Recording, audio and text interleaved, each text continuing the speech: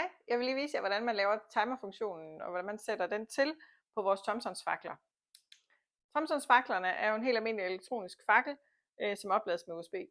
Man kan sætte den til en timerfunktion. Man behøver det ikke, men man kan sætte den til ved, at man simpelthen starter med at tænde faklen, og så trykker man en gang igen på selve knappen, tænd-knappen, og holder den inde, indtil at den laver den her opblusning.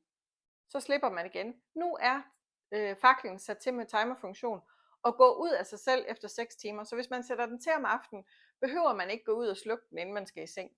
Så går den simpelthen ud af sig selv. Men man skal ud og tænde den igen næste dag. Hvis man slukker og bare tænder igen, så kører den nu i de der 14-18 timer, som den er opladet til.